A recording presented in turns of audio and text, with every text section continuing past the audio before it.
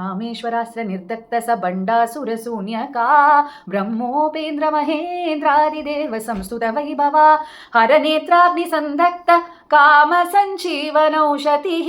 The one who got destroyed through Hara's eyes is now reborn. This Bandasura has to die so that he will come back as Kama.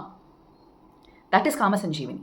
So what she does is she uses two astras, which is महापाशुपतास्त्राग्नि निर्द्यग्धासुरसैन्यका कामेश्वरास्त्र निर्दग्ध स बण्डासुरशून्यका. Most beautiful one. Kameshwarastram. What is Kameshwarastram? The fire of consciousness. This is the knowledge that you gain about yourself. When you know about yourself, going in the path of Amba, there is a spiritual vacuum that we find. There is an emptiness within you. There is a longing that is there within you. There is a deep desire to be one with Amba. And that deep desire creates an emptiness in you. And that emptiness is actually an illusion. And what this Kameshwarastra does is kill that duality and say, hey, you are that person. ஒரு ஒன்றுமே இல்லாமல் நம்ம லைஃப்பில் ஒன்றுமே இல்லாமல் அப்படி ட்ரையாக இருக்கேன்னு ஃபீல் பண்ண வைக்குது. அந்த ட்ரைனஸ் வந்து நம்மளை ரொம்ப வாட்டுது. விரகாக்னி அப்படின்னு சொல்லுவாங்க. நீங்கள் கிருஷ்ணருடைய கதைகள்லாம் கேட்டிங்கன்னா அந்த கோபிகைகள்லாம் அந்த விரகத்தில் அப்படியே வாடி போயிட்டாங்க.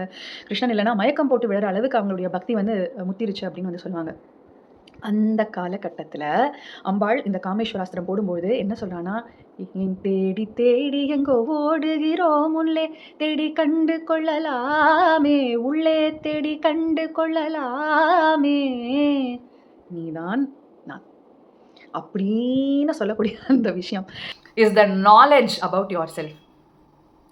She will tell you who you are. She will tell you what is your real Rupam.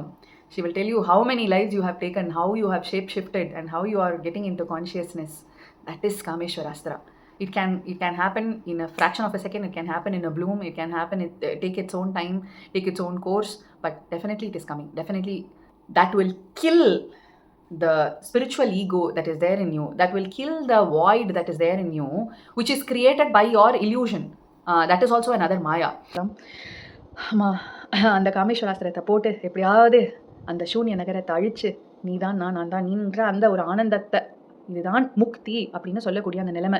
ஜீவன் முக்தர்கள் அப்படின்னு சொல்கிறோம் இல்லையா? நம்மளுடைய ஜீவனை அம்பாளுடைய ஒன்றாக்கிட்டோன்னா, ஐக்கியமாக்கிட்டோன்னா அதுதான் முக்தி அப்படின்னு சொல்லக்கூடிய அந்த முக்தி.